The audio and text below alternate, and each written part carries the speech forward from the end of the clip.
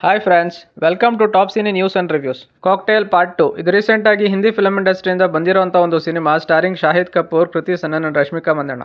Story line ಗೆ ಬರೋದಾದ್ರೆ, ಕುನಾಲ್ ಮತ್ತು ದಿಯಾ ಇಬ್ರು ಚೈಲ್ಡ್ಹುಡ್ ಇಂದ ಫ್ರೆಂಡ್ಸ್ ಆಗಿರ್ತಾರೆ. ಮತ್ತೆ ಕರೆಂಟ್ಲಿ ಅವರು ಲಿವ್ ಇನ್ ರಿಲೇಶನ್ಶಿಪ್ ಅಲ್ಲಿ ಇರ್ತಾರೆ. 10 ವರ್ಷಗಳ ನಂತರ ದಿಯಾಳ ಫ್ರೆಂಡ್ ಆಲಿ ಒಂದು ಅನ್ಎಕ್ಸ್ಪೆಕ್ಟೆಡ್ ಸಿಚುಯೇಷನ್ ಅಲ್ಲಿ ಇವರ ಜೀವನಕ್ಕೆ ಎಂಟ್ರಿ ಕೊಡ್ತಾಳೆ. ಯಾವುದೋ ಒಂದು ಕಾರಣಕ್ಕೆ ದಿಯಾಳಿಗೆ ಕುನಾಲ್ ಮೇಲೆ ಅದಾಗ್ಲೇ ಇನ್ಸೆಕ್ಯೂರ್ ಫೀಲಿಂಗ್ ಶುರು ಆಗಿರುತ್ತೆ. ಅಷ್ಟೇ ಅಲ್ಲದೆ ಕುನಾಲ್ಗೆ ತನ್ನ ಮೇಲೆ ಇರುವಂತಹ ಲವ್ ನಿಜಾನೋ ಸುಳ್ಳ ಅನ್ನೋ ಒಂದು ಸಣ್ಣ ಸಂಶಯ ಅವಳ ಮನಸ್ಸಿನ ಯಾವುದೋ ಒಂದು ಮೂಲೆಯಲ್ಲಿ ಅದಾಗ್ಲೇ ಹುಟ್ಕೊಂಡಿರುತ್ತೆ. ತನ್ನ ಈ ಡೌಟ್ ಅನ್ನ ಕ್ಲಿಯರ್ ಮಾಡ್ಕೊಳ್ಳೋದಕ್ಕೆ ದಿಯಾ ಅವಳ ಫ್ರೆಂಡ್ ಆಲಿಯ ಸಹಾಯ ಪಡೆಯೋದಾದ್ರೂ ಹೇಗೆ? ದಿಯಾ ಹಾಗೂ ಅವಳ ಫ್ರೆಂಡ್ ಆಲಿ ಮಾಡುವಂತಹ ಎಡವಟ್ಟಿಂದಾಗಿ ಅವಳ ಮತ್ತು ಕುನಾಲ್ನ ಲವ್ ರಿಲೇಶನ್ಶಿಪ್ ಅಲ್ಲಿ ಆಗುವಂತಹ ಏರುಪೇರುಗಳು ಹಾಗೂ ದಿಯಾ ಅವಳು ಮಾಡಿದ ಎಡವಟ್ಟನ್ನ ಸರಿಪಡಿಸಿಕೊಂಡು ಮತ್ತೆ ಮೊದಲಿನ ಹಾಗೆ ಕುನಾಲ್ ಜೊತೆ ಇರೋದಕ್ಕಾಗುತ್ತೋ ಇಲ್ವೋ ಅನ್ನೋದೇ ಒಂದು ಫಿಲ್ಮ್ ನ main plot. Positives and negatives ಗೆ ಬರೋದಾದ್ರೆ, ಶಾಹಿದ್ ಕಪೂರ್ ಆಸ್ ಕುನಾಲ್ ಅವರ ಕ್ಯಾರೆಕ್ಟರ್ ಗೆ ಈ ಒಂದು ಫಿಲ್ಮ್ ಅಲ್ಲಿ 2 ಶೇಡ್ಸ್ ಇದೆ. ಅಂದ್ರೆ ಫಸ್ಟ್ ಹಾಫ್ ಅಲ್ಲಿ ಲವರ್ ಬಾಯ್ ಶೇಡ್ಸ್ ಆದ್ರೆ, ಸೆಕೆಂಡ್ ಹಾಫ್ ಅಲ್ಲಿ ತುಂಬಾ ಸೆಟಲ್ಡ್ ಆಕ್ಟಿಂಗ್ ಮಾಡುವಂತಹ ನೆಸೆಸಿಟಿ ಇತ್ತು. ಎರಡನ್ನೂ ಸಹ ಅವರು ತುಂಬಾ ಚೆನ್ನಾಗಿ ನಿಭಾಯಿಸಿದ್ದಾರೆ. ರಶ್ಮಿಕಾ ಮಂದಣ್ಣ ಆಸ್ ದಿಯಾ ಅವರ ಆಕ್ಟಿಂಗ್ ಈ ಒಂದು ಫಿಲ್ಮ್ ಅಲ್ಲಿ ಇಂಪ್ರೆಸಿವ್ ಆಗಿ ಬಂದಿದೆ. ಕೃತಿ ಸನನ್ ಆಸ್ ಆಲಿ ಅವರ ಇಮೇಜ್ ಗೆ ಸೆಟ್ ಆಗುವಂತಹ ಕ್ಯಾರೆಕ್ಟರ್ ಈ ಫಿಲ್ಮ್ ಅಲ್ಲಿ ಸಿಕ್ಕಿದೆ. ಅವರದ್ದೇ ಆದ ಸ್ಟೈಲ್ ಅಲ್ಲಿ ಆ ರೋಲ್ ಗೆ ಅವರು ಜಸ್ಟಿಫೈ ಮಾಡಿದ್ದಾರೆ.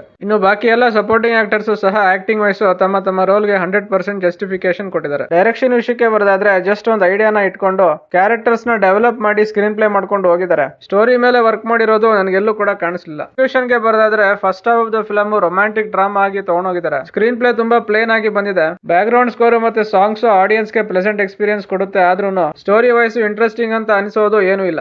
ಇಂಟರ್ವಲ್ ಅಲ್ಲಿ ಸ್ಟೋರಿ ಒಂದು ಇಂಟ್ರೆಸ್ಟಿಂಗ್ ಪಾಯಿಂಟ್ ಗೆ ಬಂದು ನಿಂತ್ಕೊಳ್ಳುತ್ತೆ. ಆ ಇಂಟರ್ವಲ್ ಬ್ಲಾಕ್ ಒಂದು ಬಿಟ್ರೆ ಫಸ್ಟ್ ಹಾಫ್ ಅಲ್ಲಿ ನನಗೆ ಏನು ಸಹ ವರ್ಕ್ ಆಗ್ಲಿಲ್ಲ. ಸೆಕೆಂಡ್ ಹಾಫ್ ಅಲ್ಲಾದ್ರೂ ಫಿಲ್ಮ್ ಪಿಕಪ್ ಆಗುತ್ತೆ ಅಂತ ನಾನು ಅನ್ಕೊಂಡ್ರೆ, ಅಲ್ಲೂ ಸಹ ಸ್ಟಾರ್ಟಿಂಗ್ ಒಂದು 30 to 40 ಮಿನಿಟ್ಸ್ ಟೈಮ್ ವೇಸ್ಟ್ ಮಾಡಿದ್ದಾರೆ. ಸ್ಕ್ರೀನ್ ಪ್ಲೇ ನ ಪ್ಲೇನ್ ಆಗಿ ಕಂಟಿನ್ಯೂ ಮಾಡ್ಕೊಂಡು ಹೋಗಿದ್ದಾರೆ. ದಿಯಾ ಮತ್ತು ಆಲಿ ಇಬ್ಬರು ಲವರ್ಸ್ ಗಳ ಮಧ್ಯೆ ಸಿಕ್ಕಿ ಹಾಕೊಂಡು ಒದ್ದಾಡುವಂತಹ ಕುನಾಲ್ ಕ್ಯಾರೆಕ್ಟರ್ ನ ಜೋಕರ್ ಆಗಿ ತೋರಿಸಿರೋದು ನನಗೆ ವರ್ಕ್ ಆಯ್ತು. ಕ್ಲೈಮ್ಯಾಕ್ಸ್ ಅಲ್ಲಿ ದಿಯಾ, ಕುನಾಲ್ ಮತ್ತು ಆಲಿ ಈ 3 ಜನರ ಮಧ್ಯೆ ನಡೆಯುವಂತಹ ಒಂದು ಕಾನ್ವರ್ಸೇಷನ್, ಆ ಎಮೋಷನ್ಸ್ ಆಡಿಯನ್ಸ್ ಗೆ ಕನೆಕ್ಟ್ ಆಗುತ್ತೆ. ಕ್ಲೈಮ್ಯಾಕ್ಸ್ ಅಲ್ಲಿ ಬರುವಂತಹ ಒಂದು ಫೀಲ್ ಗುಡ್ ಟ್ವಿಸ್ಟ್ ನಾನು ಎಕ್ಸ್ಪೆಕ್ಟ್ ಮಾಡಿರಲಿಲ್ಲ. ನನಗೆ ಅದು ವರ್ಕ್ ಆಯ್ತು. ಈ ಫಿಲ್ಮ್ ನ ಲಾಸ್ಟ್ 30 ಮಿನಿಟ್ಸ್ ಎಂಗೇಜಿಂಗ್ ಆಗಿ ಬಂದಿದೆ. ಇದರಿಂದಾಗಿ ಸೆಕೆಂಡ್ ಹಾಫ್ ನನಗೆ ಡೀಸೆಂಟ್ ವಾಚ್ ಫೀಲ್ ಕೊಡ್ತು. ಮ್ಯೂಸಿಕ್ ಡಿಪಾರ್ಟ್ಮೆಂಟ್ ಗೆ ಬರೋದಾದ್ರೆ, ನಾನು ಅವಾಗಲೇ ಹೇಳ್ದಂಗೆ ಬ್ಯಾಕ್ ಗ್ರೌಂಡ್ ಸ್ಕೋರ್ ಮತ್ತೆ ಸಾಂಗ್ಸ್ ಈ ಫಿಲ್ಮ್ ಗೆ ಮೇಜರ್ ಹೈಲೈಟ್ ಅಂತಾನೆ ಹೇಳ್ಬೋದು. ಇನ್ನು ಈ ಫಿಲ್ಮ್ ಸ್ಟೋರಿ ಇಲ್ಲ ಅಂದಿದ್ರು ಡೈರೆಕ್ಟರ್ ಸ್ಕ್ರೀನ್ ಪ್ಲೇ ಮೇಲೆ ವರ್ಕ್ ಮಾಡಿ ಇನ್ನೊಂದಷ್ಟು ಟ್ವಿಸ್ಟ್ ಅಂಡ್ ಟರ್ನ್ಸ್ ನ ಆಡ್ ಮಾಡಿದ್ರೆ ಈ ಫಿಲ್ಮ್ ನ ಓವರ್ ಆಲ್ ಔಟ್ಪುಟ್ ಇನ್ನು ಬೆಟರ್ ಆಗಿ ಬರಬಹುದಿತ್ತು.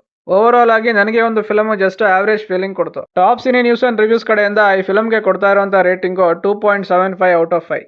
ಇನ್ನು ಇದಿಷ್ಟು ಈ ಫಿಲ್ಮ್ ನೋಡಿ ನನಗೆ ಅನ್ಸಿದ್ದು. ಯಾರೆಲ್ಲ ಈ ಫಿಲ್ಮ್ ನೋಡಿದಿರಾ, ನಿಮ್ಮ ಅನಿಸಿಕೆ ಮತ್ತು ಅಭಿಪ್ರಾಯಗಳನ್ನ ಕಾಮೆಂಟ್ ಸೆಕ್ಷನ್ ಅಲ್ಲಿ ಹಾಕಿ. ಈ ರಿವ್ಯೂ ನಿಮಗೆ ಇಷ್ಟ ಆಗಿದ್ರೆ ಲೈಕ್, ಶೇರ್ ಅಂಡ್ ಸಬ್ಸ್ಕ್ರೈಬ್ ಮಾಡಿ. ಸಿಗೋಣ ನೆಕ್ಸ್ಟ್ ವಿಡಿಯೋದಲ್ಲಿ. Thank you.